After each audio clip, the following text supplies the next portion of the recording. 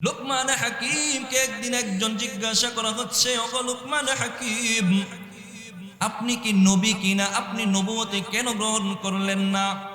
লুকমান হাকিম তখন উত্তর দেয়, ভাই, আল্লাহ তাআলা আমাকে ইখতিয়ার দিয়েছিলেন। ওগো লুকমান হাকিম, আপনি কি নবুয়তি নিবেন নাকি হিকমতি নিবেন, প্রজ্ঞা নিবেন, জ্ঞান নিবেন? আল্লাহ আমাকে ইখতিয়ার দিয়েছিলেন।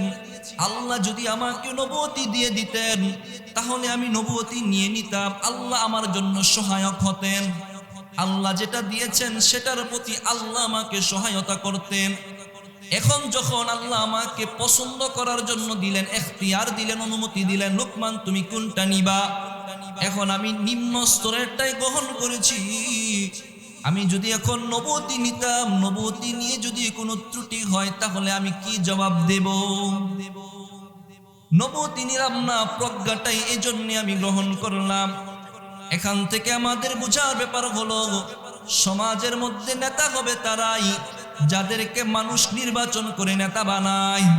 আল্লাহ তাআলা কেন তার কথাটা কোরআনে আনলেন, তার নামে একটা সূরা দিলেন? আজকে সেই সম্পর্কে আলোচনা শুনবো। শুনতে রাজি আছি তো ইনশাআল্লাহ? আজকে শুনবো এই ব্যক্তিটা কেন এত দামি হলেন, কি কথাই বা তিনি বলছিলেন, কি কথা বললেন আর কি কারণে দামি হলেন। দুইটা পয়েন্ট আলোচনা শুনবো। এক নাম্বার, যেই কারণে তিনি দামি হলেন, যেই কারণে তিনি দামি হলেন, এই কথাগুলো আল্লাহ তাআলা কি সুন্দর করে কুরআনে উল্লেখ করেছেন। চলেন আলোচনায় প্রবেশ করা যাক। আল্লাহ তাআলা সূরা লুকমানের মাঝে লুকমান হাকিম তার সন্তানকে চারটা উপদেশ দিয়েছিলেন, অনেকগুলো উপদেশ দিয়েছিলেন। এই উপদেশগুলো চার ধরনের উপদেশ ছিল। চার ধরনের উপদেশ চারটা আয়াতের মাঝে বিক্ষিপ্ত। এক নাম্বার, সূরা লুকমানের 22 নম্বর আয়াতে আল্লাহ বলেন, আউযু বিল্লাহি মিনাশ শাইতানির রাজীম, বিসমিল্লাহির রহমানির রহিম, ولقد آتينا لقمان الحكمة أن اشكر لله ومن يشكر فإنما يشكر لنفسه ومن كفر فإن الله غني حميد।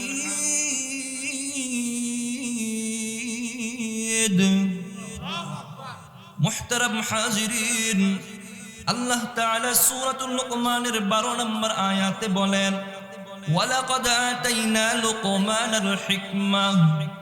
আল্লাহ বলেন, আমি আল্লাহ লুকমানকে হিকমত দান করেছি।